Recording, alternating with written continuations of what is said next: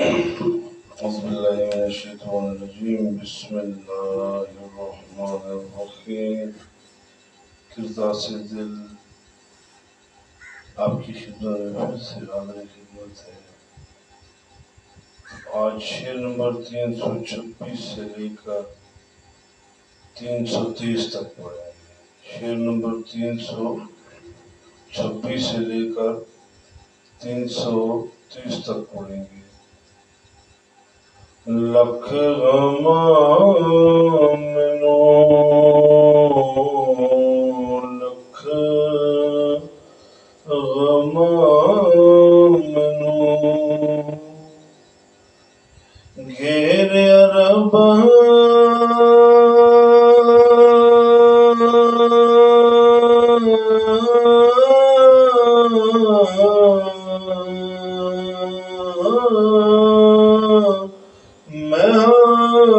کل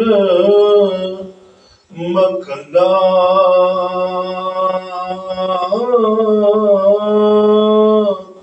تو دے تو دیوڑ والا میں نبی تیرے دا جلا لکھ غماں مینوں گھیریا ربا، لاکھ غموں نے مجھے گھیر رکھے میرے خدا، میں ہاں کل مکلا، میں بالکل تنہا ہوں، بالکل اکیلا ہوں۔ تو دیون والا، تو دیتا ہے اور تو دینے والا ہے۔ میں نبی صلی اللہ علیہ وآلہ وسلم تیرے دا جھلا، جھلا کہتے ہیں دیوانہ، جھلا کہتے ہیں دیوانہ، کہ تو دینے والا میرے خدا میرے مالک، اور دینا ہی تیرا کام ہے، کیونکہ میں تیرے پاک نبی صلی اللہ علیہ وسلم کا دیوانہ ہوں۔ لاکھ غموں نے اگر جو مجھے گھیر رکھا ہے، اور اوپر سے یہ بات بھی سچ ہے کہ میں بالکل تنہا ہوں، اکیلا ہوں، تو دیتا ہے میرے مالک کو، تو دینے والا ہے، اس لیے کہ میں تیرے پیارے نبی صلی اللہ علیہ وآلہ وسلم کا دیوانہ ہوں۔ یہاں پر شاعر رب کی حضور، رب کی بارگاہ میں ایک استغاثہ پیش کر رہا ہے، وسیلہ دے رہا ہے اپنے نبی کی محبت کا، اپنے پیارے محبوب صلی اللہ علیہ وآلہ وسلم کی محبت کا ایک عذر پیش کر رہا ہے کہ میرے مالک میں تیرے پیارے محبوب صلی اللہ علیہ وآلہ وسلم کا دیوانہ ہوں، اور مجھے پتا ہے کہ تو مالک ہے، شہنشاہ ہے، اور تو ہی دینے والا ہے۔ مالک میں بالکل تنہا ہو گیا ہوں، بالکل اکیلا ہو گیا ہوں، میں اس حساب میں نہیں آ رہا کہ میرے ساتھ بہت بڑا ہجوم ہو، بہت بڑا جتھا ہو، بہت بڑی تنظیم ہو۔ میرے خدا میرے مالک، میں بالکل تنہا ہوں، اکیلا ہوں، اور تو مجھ پر کرم فرما، اور جب تیرا کرم مجھ پر ہوگا تو مجھے تیرے محبوب آقا علیہ السلام کی محبت نصیب ہوگی۔ تو شاعر یہاں پر دو باتیں بڑی واشگاف الفاظ میں بڑی اونچی حسرت میں کہہ رہا ہے۔ ایک تو کہتا ہے کہ مجھ پر غم ہے، اور دوسرا کہہ رہا ہے وہ اکیلا ہے۔ ایک غم ہے مجھ پر، پریشانیاں ہیں، اور دوسرا میں اکیلا ہوں، میرے ساتھ کوئی بھی نہیں، میرے ساتھ چلنے والا کوئی بھی نہیں۔ تو میرے مالک، میں تیری بارگاہ میں یہ عرض کر رہا ہوں کہ مجھ اکیلے کو دیکھ لے، مجھ تنہا کو دیکھ لے، میری محبت کو دیکھ لے، میری عقیدت کو دیکھ لے، میری چاہت کو دیکھ لے۔ کیوں؟ میں اکیلا ضرور ہوں، لیکن میں نے سب دنیا کو چھوڑ دیا ہے تیرے محبوب عربی آقا علیہ السلام کی خاطر۔ تو میرے مالک، تو دینے والا ہے اور تو ہی دے گا، تیرے سوا دینے والا کوئی نہیں، تیرے سوا نوازنے والا کوئی نہیں، تو اے میرے مالک تو مجھ پر کرم کر اور مجھے اپنے نبی والسلام کے صدقے نواز، کیونکہ میں تیرے محبوب صلی اللہ علیہ وسلم کا جھلا ہوں، دیوانہ ہوں، دیوانہ۔ گنے گنے سیاں، گنے گنے سیاں، میں کول سنبھالے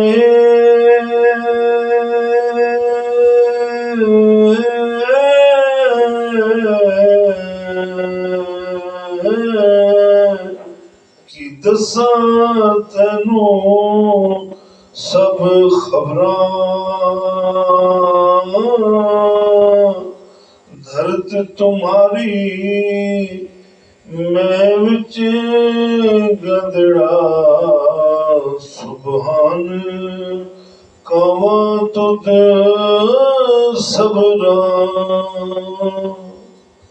گن گن اسیاں،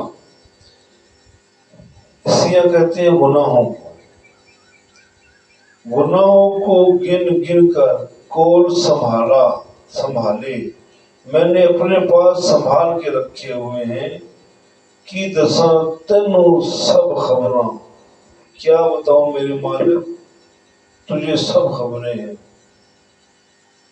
دھرت تمہاری، دھرت تمہاری، تمہاری زمین، میں وچ گندڑا، میں بہت گندا ہوں، سبحان کواں تو پاک ہے میں یہ کہوں، تر صبراں تیرے صبر کو دیکھ کر۔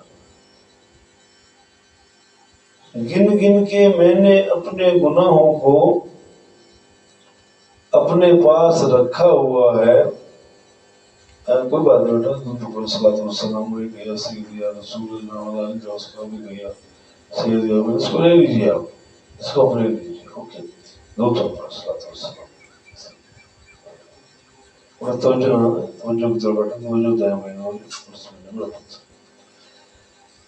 تو میں نے گن گن کے اپنے سارے گناہوں کو اپنے پاس رکھا ہے، مجھے سب پتہ ہے کہ میں کتنا گنہگار ہوں، اور میرے مالک تجھے بھی اس بات کا علم ہے کہ میں کتنا گنہگار ہوں۔ میں نے سمجھتا ہوں کہ تمہاری زمین کے اندر، تمہاری دھرتی میں مجھ سے گندا اور برا انسان کوئی نہیں، لیکن پاک ہے تیری ذات میرے مالک، تجھ میں اتنا صبر ہے کہ تو مجھ گنہگار کو دیکھ بھی رہا ہے اور برداشت بھی کر رہا ہے۔ یہاں شاید اپنے رب کی بزرگی کو اور انداز سے بیان کر رہا ہے، شاید کہتا ہے کہ روح زمین پر کوئی بھی شخص ایسا نہیں ہے جو اپنی پاکی کا دعویٰ کر سکے۔ یہ تو وہ لوگ ہیں جو خود کو گناہوں سے بچاتے ہیں، لیکن یہاں جو بات غور کرنے والی وہ یہ ہے کہ شاعر اپنے آپ کو انتہائی گنہگار کہہ رہا ہے، انتہائی گنہگار کہہ رہا ہے کہ میرے مالک میں انتہائی گنہگار ہوں، اگر میں نے اپنے گناہوں کو گن گن کے رکھا ہوا ہے تو میرے مالک تو ستار العیوب ہے، تو میرے سب گناہوں سے آشنا بھی ہے، جانتا بھی ہے، اور میں کیا بتاؤں مالک تجھے سب خبریں ہیں، میں اپنے منہ سے اپنی غلطیاں کیسے بتاؤں، اپنے لغزشوں کا ذکر کیا کروں مالک، تو سب جانتا ہے۔ تمہاری زمین کے اندر میں سمجھتا ہوں کہ مجھ سے گندا، برا اور پلید انسان کو نہیں ہے، لیکن مالک میں اس بات پر حیران ہوں کہ تیرا پھر بھی صبر ہے، تو پھر بھی صبر کرتا ہے، تو میرے گناہوں کو، میری عصیوں کو، میری لغزشوں کو، میری بدعمالیوں کو، میری بہرا رویوں کو دیکھتے ہوئے، جانتے ہوئے تو نے مالک میرا پھر بھی رزق بند نہیں کیا، تو نے پھر بھی میری آکسیجن کو، چلتی ہوئی سانسوں کو روکا نہیں، تو چلا رہا ہے، مجھے ہر آسائش دے رہا ہے، ہر نعمت سے نواز رہا ہے، مجھ پر دن رات، شب و روز تیرا کرم بارش کے قطروں سے زیادہ مقدار میں برس رہا ہے، میری سانسیں چل رہی ہیں، مالک میں گنہگار اتنا تو مالک جب میں تیرے کرم کی طرف دیکھتا ہوں، تیری عطاؤں کی طرف دیکھتا ہوں، تیری نوازشات کی طرف دیکھتا ہوں، تو میرے مالک میں کہتا ہوں اللہ تو پاک ہے، تیرا مجھ متعلق اتنا صبر، مجھ گناہگار کی غلطیوں کو تو بھول جاتا ہے اور مجھ پر اپنے انوار و تجلیات، اپنے کرم کی بارش برساتا ہے۔ میرے مالک تو کتنا پاک ہے۔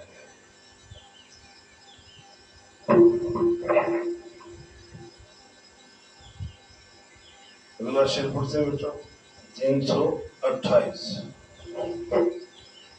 تک نہ سکے دے،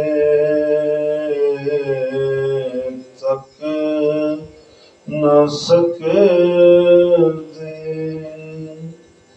جو اپنے اندر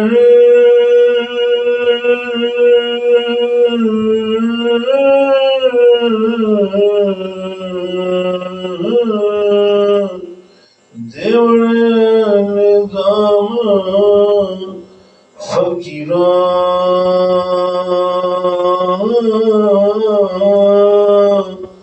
اندر جنا دے گند پلیتی، اندر جنا دے گند پلیتی، نظام چاڑن سب فقیراں۔ تک نہ سکتے، جو اپنے اندر دیکھ نہیں سکتے، جو اپنے اندر دیکھ نہیں سکتے، دیوڑ الزام فقیروں، وہ فقیروں کو، اللہ کے مقبول بندوں کو الزام دیتے ہیں، اندر جنا دے گند پلیتی، جن کے اندر گند اور پلیتی ہے، الزام چاڑن سب فقیروں، الزام لگائیں گے سب کے سب، چاڑن لگانا فقیروں، وہ فقیروں پر الزام لگا رہے ہیں۔ اپنے اندر تو دیکھ نہیں سکتے، الزام دیتے ہیں فقیروں کو، اندر جن کے گند اور پلیتی کی انتہا ہے وہ فقیروں کو الزام دیتے ہیں۔ یہاں پر شاعر ایک فقیر مولانا درویش کی بات کر رہا ہے، جس کی خدمت میں ہمہ وقت گاہے بگاہے مسلسل لگاتار وقت بے وقت لوگوں کا ہجوم رہتا ہے، جو اپنی پریشانیوں کے حل کے لیے، اپنی مصیبتوں کی خلاصی کے لیے فقیروں کی طرف رخ کرتے ہیں، اور اپنے اندر وہ دیکھ نہیں سکتے۔ میں ایک بات کرتا ہوں کہ جب تم کسی ملنگ درویش صوفی کے پاس چلے جاؤ، وہ تمہاری عصیاں کو، تمہاری لغزشوں کو، تمہاری بدعمالیوں کو دیکھ سکتا ہے۔ یہ تو وہ چیز ہے جو تمہارے پاس ہے اور وہ دیکھ رہے ہیں، تو اگر وہ دیکھ رہے ہیں تو تجھے نظر کیوں نہیں آ رہا؟ تجھے نظر کیوں نہیں آ رہا؟ ایک صوفی درویش پاس میں بیٹھا ہوا تھا، میں نے ان سے کہا حضرت صاحب، یہ جو تیسری آنکھ ہے، تھرڈ آئی، اس کے بارے میں آپ کیا وضاحت کرتے ہیں؟ انہوں نے کہا جی میں اس سے پہلے کہ وضاحت کروں، میں آپ کو میں مثال دیتا ہوں۔ ان کے پاس کافی دوست احباب بیٹھے ہوئے تھے، تو ان میں سے ایک سفید کپڑوں میں ملبوس ایک شخص کو انہوں نے اٹھایا، اس سے کہتے ہیں بیٹا بات سنو میری۔ وہ سفید کپڑوں والا جو شخص تھا وہ آیا بابا جی کی طرف، تو بابا جی نے 500 روپے کا نوٹ اس کی فرنٹ والی جیب میں ڈالا۔ کیا 500 روپے کا نوٹ اس کی فرنٹ کی جیب میں ڈالا؟ کپڑے اس نے کاٹن کے پہنے ہوئے تھے، تو بابا جی نے اس کو تھوڑا دور بٹھا دیا، بیٹا آپ یہاں بیٹھے۔ اس بندے کو سمجھ نہیں آئی کہ بابا جی نے کیا کیا، یہ مجھے پکے 500 روپے دے دیا، وہ سمجھ نہیں پایا۔ تو وہ جو بابا جی سے نے مجھے کہا جی سنجی اب آپ اس شخص کی طرف دیکھیے. میں نے دیکھا, کتنے غور سے دیکھی, میں نے دیکھا. کہتے کیا تبدیلی پائی؟ میں نے کہا حضرت تبدیلی یہ پائی کہ یہ جو ابھی 500 روپے کا نوٹ آپ نے اس کو دیا ہے, 500 روپے آپ نے اس کو دیے اور اس کی فرنٹ کی جیب میں آپ نے ڈال دیے, مجھے یہاں بیٹھے ہوئے نظر آ رہے ہیں. کیونکہ کپڑے کاٹن کے تھے, ان میں آر پار نظر جا سکتی ہے. تو انہوں نے کہا بیٹا ہم ایسے لوگوں کے گناہوں کو اور لوگوں کی خوبیوں کو دیکھتے ہیں. اسے کہتے ہیں تیسری آنکھ, جو اللہ کی عطا سے ملتی ہے, جو کشف شخصیت ہوتی ہے, جو کشف ذات ہوتی ہے, جو کشف آدمیت ہوتی ہے, جو کشف القابوس سنا ہوگا آپ نے, کشف الخزانہ ہے یا وہ خزن ہے, یہ اس چیز کو دیکھ سکتی ہیں فقیروں کی آنکھ. اللہ ہمیں بھی فقر عطا فرمائے. تو وہ کہتے ہیں کہ اس طرح ان کے گناہ اور ان کی خوبیوں کو ہم دیکھتے ہیں. تو یہاں شاعر نے اسی بات کو اس چیز میں پرو دیا ہے کہ اپنے اندر جو بندہ دیکھ نہ سکے وہ تو اندھا ہے. وہ باہر دیکھ سکے اپنے اندر نہ دیکھ سکے تو وہ صوفی نظر میں وہ انتہائی احمق, بدبخت اور پلید ہوتا ہے کہ جسے دوسروں کے عیب نظر آتے ہیں, اپنے عیب نظر نہیں آتے. شیش محل وچ کتا وڑیا کچھ بھی نظر نہ آوے, شیش محل وچ کتا وڑیا کچھ بھی نظر نہ آوے, ادھر ادھر جھاتی پاوے کتا ہی نظری آوے. میاں صاحب کا شعر ہے رحمۃ اللہ تعالیٰ علیہ کہ کسی شیشے کے بنے ہوئے گھر میں کتا داخل ہو جائے, شیشے گھر بنو شیش محل, اس میں کتا داخل ہو جائے تو پھر جب وہ کتا اس گھر میں, اس کمرے میں, اس جگہ پر جہاں پر شیشے لگے ہیں دائیں بائیں دیکھے گا, اسے کتا ہی نظر آئے گا, اسے کچھ سمجھ نہیں آتا. تو یہاں پر شاعر کہتا ہے کہ حضرت صاحب نے بولا ہے کہ جیسے شیش محل میں کتا جاتا ہے اسے سب کچھ نظر آتا ہے. اے بندے تو اپنے شیش محل میں کب اترے گا, تو اپنے دل میں کب اترے گا, خود ہی میں ڈوب کے پا جا سراغ زندگی. یہ کیا راز ہے, یہ خود ہی ہے کیا, میرا نہیں بنتا تو نہ بن, اپنا تو بن. یہ کیا ہے, یہ شاعر کیا کہہ رہے ہیں؟ حضرت قبلہ ڈاکٹر محمد اقبال رحمۃ اللہ تعالیٰ علیہ, رحمۃ اللہ تعالیٰ علیہ, رحمۃ اللہ تعالیٰ علیہ کا شعر میں نے آپ کے سامنے پڑھا ہے. یہ خود ہی ہے کیا, یہ خود کو دیکھنا ہے. تو پھر جب بابا جی کے پاس یا کسی درویش ملنگ صوفی کے پاس جاتے ہیں یہ لوگ جو اندر سے اندھے ہیں, تو پھر کیا ہوتا ہے, یہ کیا کرتے ہیں کیونکہ یہ خود اندھے ہوتے ہیں, دیکھ نہیں سکتے, تو پھر یہ اپنی برائیاں دوسروں میں تلاشتے ہیں. کہتے ہیں جس طرح میں برا ہوں یہ بھی برا ہے, جس طرح میں حاسد ہوں یہ بھی حاسد ہے, جس طرح میں بے ترتیب زندگی گزار رہا ہوں تو شاید یہ بھی گزار رہے ہیں. غرض کی اس طرح کی باتیں, اس طرح کی صورت حوال, اس طرح کی سوچ انسان کو معیار انسانیت سے گرا دیتی ہے. اور پھر کیا ہوتا ہے کہ جب ان کو رستہ نہیں ملتا, ان کو ان کی مقاصد میں تکمیل نصیب نہیں ہوتی, تو پھر یہ الزام دیتے ہیں اور جی بابا جی کے پاس کچھ ہے ہی نہیں, بابا جی کے پاس تو کچھ ہے ہی نہیں, میں کیا جی میں نے آزمایا, مجھے تو کچھ نظر نہیں آیا, مجھے تو کچھ نہیں ملا, میں بڑا مان لے کر گیا تھا, مجھے تو کوئی کرامت نظر نہیں ہے. تو لوگ اللہ والوں کے پاس جاتے ہیں اپنے مکرو مقاصد لے کر, مکرو مقاصد لے کر. اب جیسے کل بندے بات کر رہے تھے جی فلاں یہ کر دے تو آپ یہ کر دیں, یہ نہ کر سکے تو یہ کر دیں, یہ ہو سکے تو یہ. بیوقوف نادان, یہ نہیں کہتے کہ فقیر ملنگ درویش کے پاس گئے ہیں اپنے آپ کو تبدیل کریں, یہ حالات کی تبدیلی کی بات کرتے ہیں.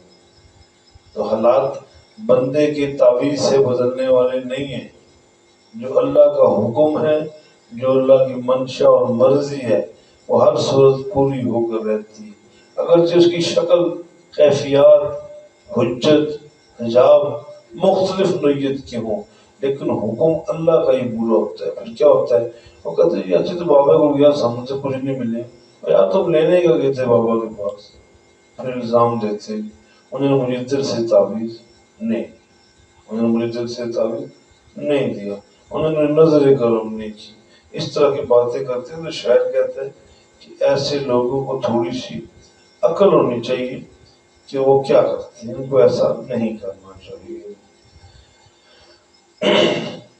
جھک جھک کرے دے، جھک جھک کرے دے،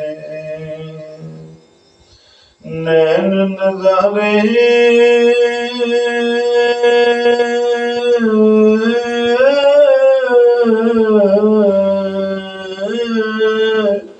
انہاں وچ سب کہانی انیا لوگاں دسنا نہیں، بینا رمز جڑی، سبحان اللہ۔ جھک جھک کرتے نین نظارے، درود پاک پڑھے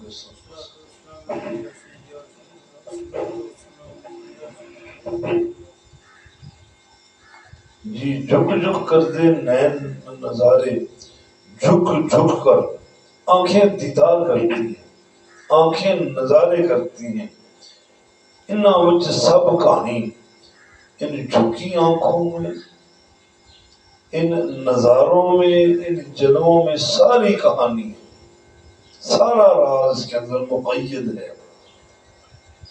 انیا لوگاں دسن نہیں، اندھے لوگ دیکھ نہیں سکتے۔ بینا، بینا کہتے ہیں آنکھ والا، نظر والا، بصارت والا، رمز راز سب جانے، سب پہچانے۔ جھکی جھکی آنکھیں ہیں، یہ نظارہ کرتی ہیں اور ان کے اندر ساری کہانی ہے۔ یہ جو اندھے انسان ہیں، اندھے لوگ ہیں، انہیں تو نظر ہی کچھ نہیں آتا، اور جو آنکھ والے ہیں انہوں نے یہ راز پا لیا، انہوں نے یہ بات پہچان لی، ان کے علم میں یہ ساری بات آ گئی۔ اب یہاں شاعر اپنے مرشد کی بارگاہ میں ہے، اپنے مرشد پاک کی بارگاہ میں ہے شاعر، اور مرشد پاک کی نشست میں بیٹھا ہوا ہے، تو مرشد پاک کی طرف محو توجہ ہے، تو مرشد کی جھکی جھکی آنکھوں کو دیکھتا ہے، مرشد کی جھکی جھکی آنکھوں کو دیکھتا ہے، جو آنسوؤں سے تر ہیں، رو رہی ہیں۔ گرچہ یہاں پر لفظ آنسو تحریر نہیں ہے، لیکن آنکھیں جھکتی ہی محبت میں ہیں، آنکھیں جھکتی ہی عاجزی میں ہیں، آنکھیں جھکتی ہی ندامت میں ہیں، آنکھیں جھکتی ہی شرمندگی میں ہیں۔ اور جب بندے پر اللہ کا لامتناہی احسان جو اس کے قلوب و اذہان کو منوریت تک لے کے جائے، انسان اپنے اعمال کو دیکھے، پھر اس کی ادا کو دیکھے، اس کی رحمت کو دیکھے، تو انسان پر ایک عجیب سی کیفیت مرتب ہوتی ہے، اور جب یہ عجیب سی کیفیت مرتب ہوتی ہے تو انسان اپنی آنکھیں اس کی بارگاہ میں جھکا دیتا ہے، اپنی آنکھیں اس کی بارگاہ میں جھکا دیتا ہے، اور ان آنکھوں میں ساری کہانی ہے۔ مریدو، جو پیروں کے پاس بیٹھنے والے ہو، جو اپنے پیر و مرشد سے پیار کرتے ہو، جب بھی اپنے مرشد کی یہ کیفیت دیکھو تو سمجھو کہ مرشد کو حضوری حاصل ہو گئی ہے، مرشد کو حضوری حاصل ہو گئی ہے۔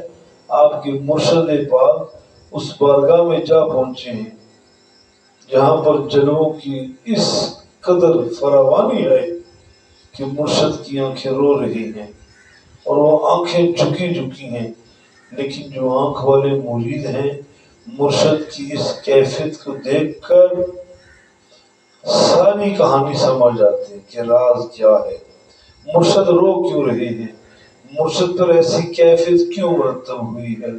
یاد رکھیں، ملا علی قاری بھی فرماتے ہیں، شتیب کے اندر بھی تحریر ہے۔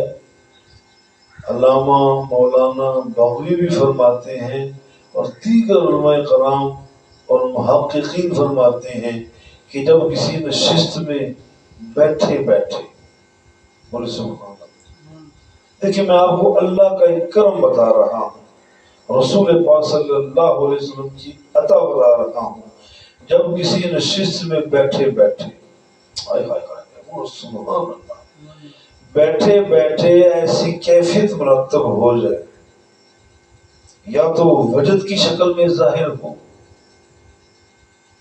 یا وجد کی شکل میں ظاہر ہو، یا آنسوؤں کی شکل میں ظاہر ہو، تو اللہ پاک کی عزت کی قسم، مرشد کے توسط سے مدینہ پاک والی سرکار کی نظر کرم اس دل پر ہوئی اور اس دل کی یہ کیفیت مرتب ہوئی۔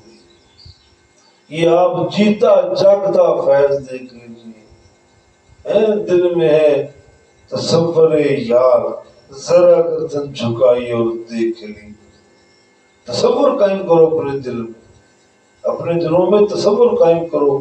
تو یہاں شاعر کہتا ہے کہ یہ جھکی جھکی آنکھیں ہیں نا، ان میں ساری باتیں، سارے نظارے موجود ہیں، ان کے اندر جو کہانی ہے میں اس کہانی کو سمجھ گیا ہوں۔ جو اندھے لوگ ہیں انہیں کیا نظر آئے گا بیچاروں کو؟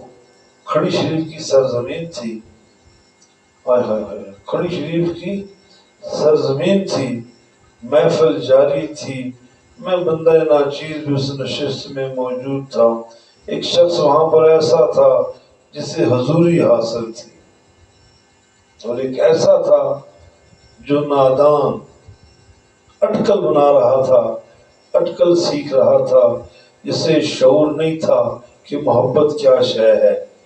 تو وہ جو اللہ والے بیٹھے ہوئے تھے وہاں پر، میں ان کو جانتا ہوں، اچھی طرح سے جانتا ہوں، ان سے اکثر بیشتر میری ملاقات ہوتی رہتی ہے، تو وہ بیٹھے اور محفل میں اس قدر وجد آ رہی ہے کہ وہ زاروں قطار ہو رہے ہیں۔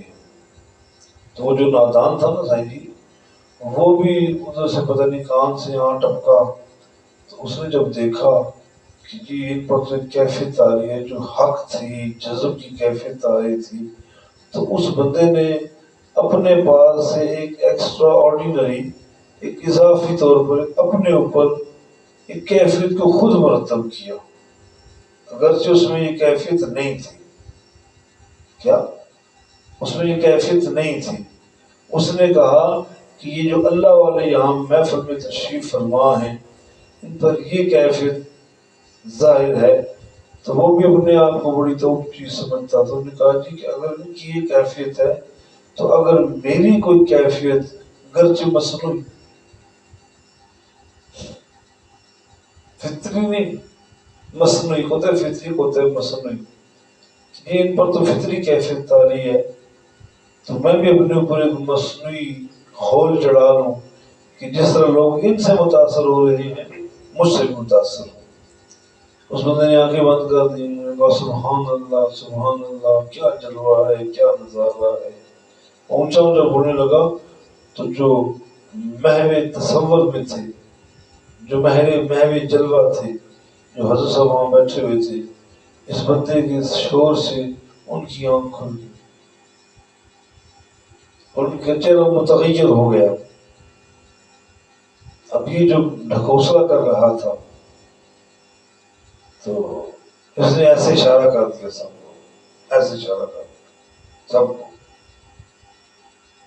جو اس کے ساتھ تھے وہ چپ کر گئی، یعنی اس نے نشست میں خلل پیدا کر دیا۔ تو جو حضرت صاحب تھے وہاں سے اٹھ کر دوسری سے چلے گئے، اسے یہ لگا کہ شاید میری اس کیفیت سے محفل پر ایک اور رنگ آ گیا، تو اس نے کہا سبحان اللہ، اٹھ کے اس نے دھمال شروع کر دی۔ تو آس پاس کے جو اتولے لوگ ہوتے ہیں، ہر طرف یہ جذباتی لوگ ہوتے ہیں، کہتے ہیں جناب کیا ہوا؟ ہائے ہائے ہائے ہائے، آپ سامنے آ جائیں۔ انہوں نے کہا واہ واہ واہ، سبحان اللہ، واہ ماشاء اللہ، سبحان اللہ۔ تو وہ جو مصنوعی بابا جی تھے نا، مصنوعی محبت والے، ڈسپوزیبل محبت بنانے والے، اگرچہ محبت بڑی بلند ہے، بڑی بالیدگی کے مقامات پر ہے، لیکن اس جاہل نادان نابینا دل کا اس نے کیفیت مرتب کی۔ تو بندے نے پوچھا سب کیا ہوا ہے؟ تو وہ کہتے ہیں جی کہ مجھے حضور کا جلوہ ہوا۔ صلاۃ والسلام علیہ سید یا رسول اللہ و اصحابہ یا سید یا حبیب اللہ۔ اس نے اپنے پاس سے کہا کہ مجھے جلوہ ہوا ہے۔ تو وہ جو حضرت صاحب بیٹھے تھے نا، جو رو رہے تھے، ان کے چہرے پر جلال آ گیا۔ انہوں نے کہا مبارک ہو آپ کو جلوہ نصیب ہو گیا سرکار کے چہرہ مبارک کا۔ کیا آپ مجھے بتا سکتے ہیں کہ میرے سرکار کا چہرہ آپ نے کیسے دیکھا؟ کیسا ہے وہ چہرہ مبارک؟ اب یہ نادان کیا بتاتا، یہ تو مصنوعیت پر چل رہا تھا، یہ کچھ نہ بولے بس سبحان اللہ سبحان اللہ، ایک بناوٹی کیفیت لوگوں کو مرتب کر رہا ہے۔ تو وہ اللہ والے پھر رونا شروع ہوئے۔ انہوں نے کہا یہ پینے پلانے کی بات نہ کرو، پیا ہم بھی کرتے ہیں۔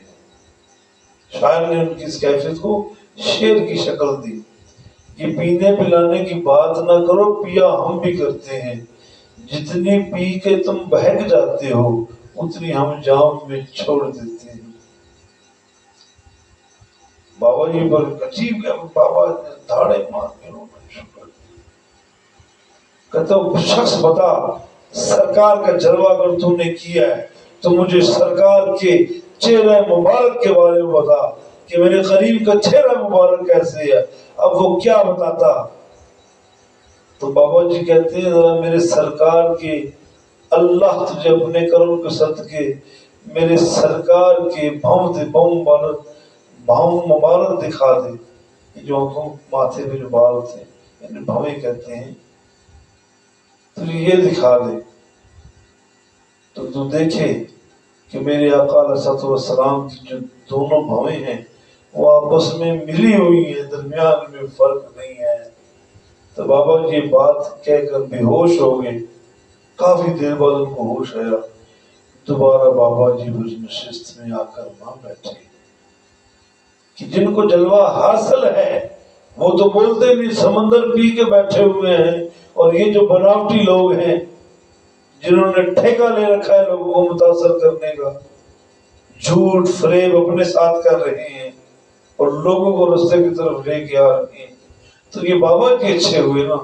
بابا جی نے کہا یہ پینے پلانے کی بات نہ کرو، پیا ہم بھی کرتے ہیں، تم یہ باتیں بنا رہے ہو، بات کر رہے ہو پینے پلانے کی، تم نے کیا پیا؟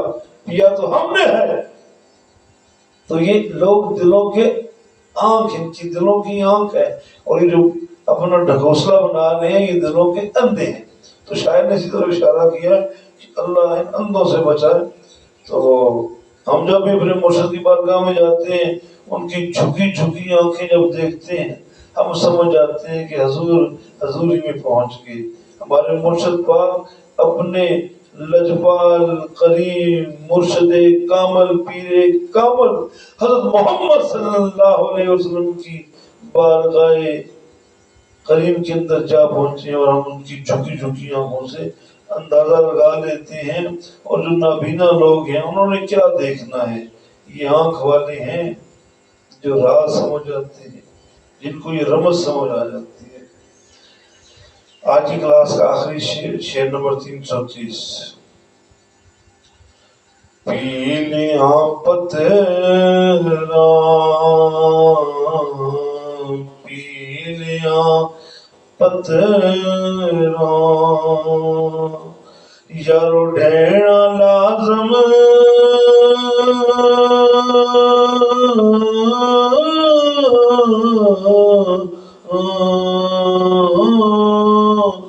سب ہریاں وی سکھ جانا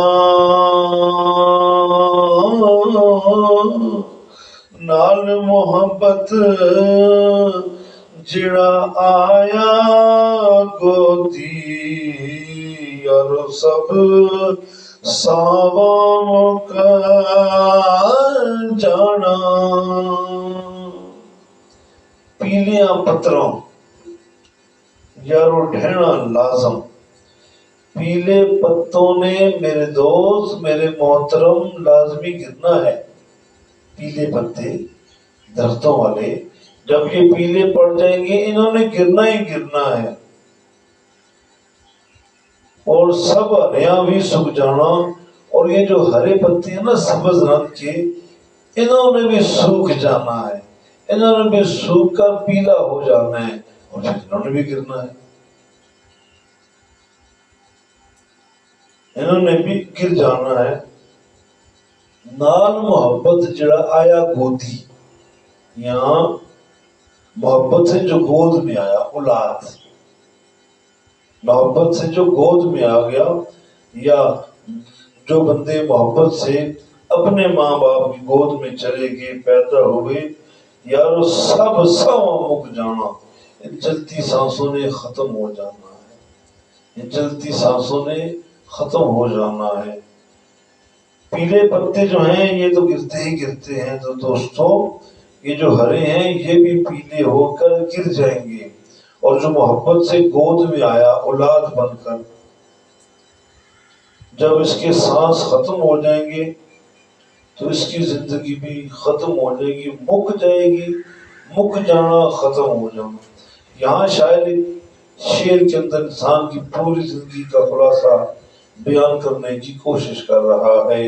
شاعر کہتا ہے لوگوں دیکھو جس طرح درختوں کے ساتھ پتے پیلے پڑتے ہیں، پیلے ہونے کے بعد وہ ہواؤں کی جھونکوں سے ٹوٹ جاتے ہیں، اسی طرح یہ جو ہرے پتے ہیں، سبز پتے ہیں، ان پتوں نے بھی ٹوٹ جانا ہے پیلے ہو کر۔ اور جو لوگ یہ سمجھتے ہیں، اس راز کو سمجھتے ہیں، کائنات کے اس قاعدے کو دیکھتے ہیں تو اس بات کو وہ سمجھ جاتے ہیں۔ ایک صوفی تھے سائیں جی، آپ کو بھی پودے لگانے کا بڑا شوق ہے، بڑے شوقین ہیں آپ بھی، یہ فقیری شوق ہے، اللہ سب کو عطا فرمائے۔ میں ان سے ملاقات کی ہے، سیالکوٹ کی سرزمین پر وہ رہتے ہیں، ان کا اپنا ایک مراقبہ حال انہوں نے بنا رکھا ہے، آرمی سے ریٹائرڈ ہیں، اکبر شاہ صاحب ان کا نام ہے۔ تو ان کی جب دربار گوہر بار میں رہنا تو سائیں جی اتنے انہوں نے درخت لگائے ہوئے ہیں، اتنے انہوں نے پودے لگائے ہوئے ہیں کہ گزرنے میں دقت ہوتی ہے، ہائے ہائے ہائے، گزرنے میں دقت ہوتی ہے، بندہ کھل کے نہیں گزر سکتا، اگر کھل کے آنا ہے تو گیٹ بدلنا پڑتا ہے، دوسرے گیٹ سے آنا پڑتا ہے، اور 6-7 کنال پر حضرت صاحب کی کوٹھی ہے۔ تو واصف صاحب یو کے والے وہ بھی ساتھ تھے، اور دیگر دوست جملہ رفقا ساتھ تھے۔ تو جب ان کے دربار میں حاضر ہوئے نا، بڑی توازن تک میں جاتا ہوں جی ایسی ہستیوں سے، مجھے پتہ چل جائے کہ اللہ والے بیٹھے ہوئے ہیں تو میں ان کی کفش برداری کرنے کے لیے وہاں پہنچ جاتا ہوں۔ تو وہ جب ان کے پاس ہم گئے تو اتنے زیادہ درخت، تمہارے ساتھی نے پوچھا سب یہ درخت بہت زیادہ لگائے ہیں آپ نے، ان کو تو پانی دینے میں بڑی مشقت ہوتی ہوگی اور بڑے جان چوکھوں کا کام ہے۔ تو حضرت صاحب کی آنکھوں میں، اکبر شاہ صاحب کی آنکھوں میں موٹے موٹے آنسو آ گئے۔ انہوں نے کہا کس نے کہا یہ درخت ہے، کس نے کہا یہ پودے ہیں، یہ تو میری کتابیں ہیں۔ ہائے ہائے ہائے ہائے، اللہ والے بات کریں اور گہرائی نہ ہو، یہ ہو ہی نہیں سکتا۔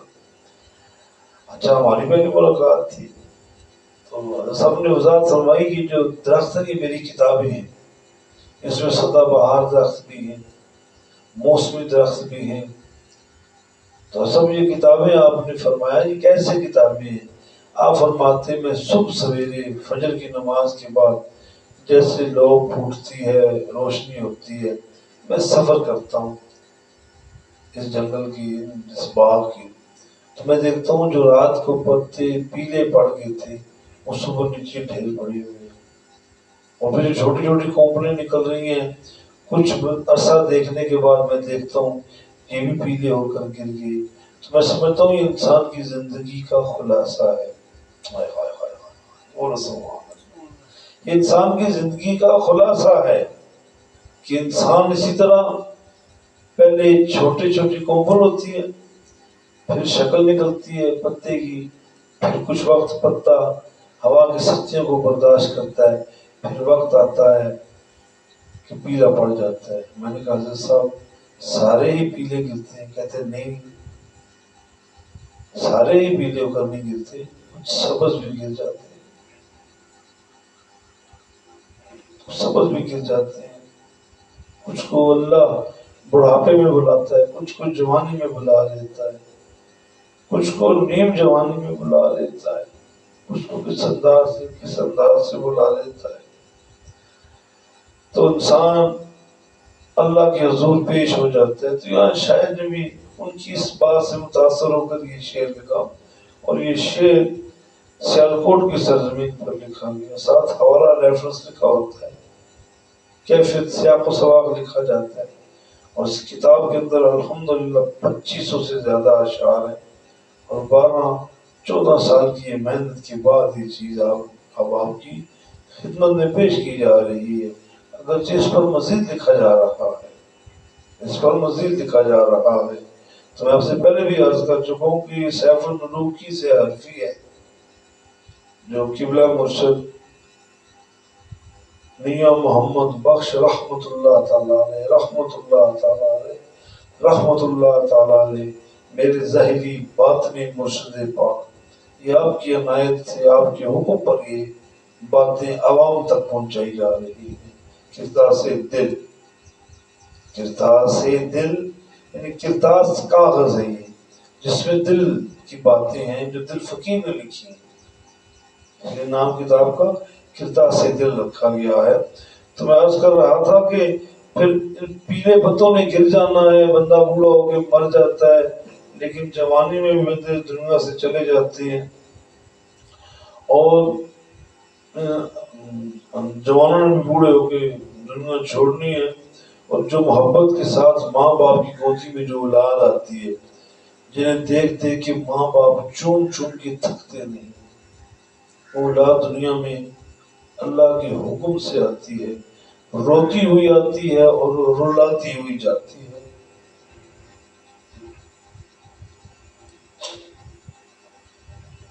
میرے رب کا ایک قانون ہے، میرے رب کا ایک نظام ہے کہ اگر دنیا جیسے آدم علیہ السلام دنیا میں تشریف لائے، اور آدم علیہ السلام کی زندگی کے ساتھ اگر موت کا وجود نہ ہوتا، تو آپ حساب لگا لیں آدم علیہ السلام سے لے کر آج دن تک کتنی دنیا میں ہوتی، دنیا کا کوئی شمار نہیں ہوتا۔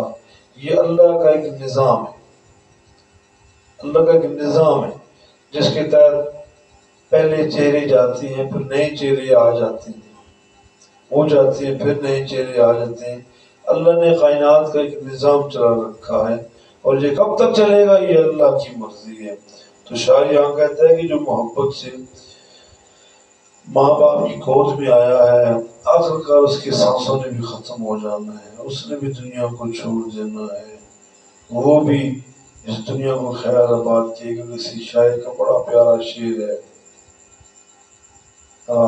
بڑا زبردست، شاعر لوگ بڑی کمال کی باتیں کرتے ہیں، کہتے ہیں عجب ہے یہ زندگی بھی ہے یارو، عجب ہے یہ زندگی، عجب ہے یہ زندگی دوستو، عجب بھی ہے یہ زندگی دوستو، کہ ایک دن مرنے کے لیے عمر بھر جینا پڑتا ہے، ایک دن مرنے کے لیے عمر بھر جینا پڑتا ہے۔ اللہ تعالیٰ ہماری اس کوشش کو قبول فرمائے، وما توفیق الا باللہ، واخر الحمدللہ رب العالمین۔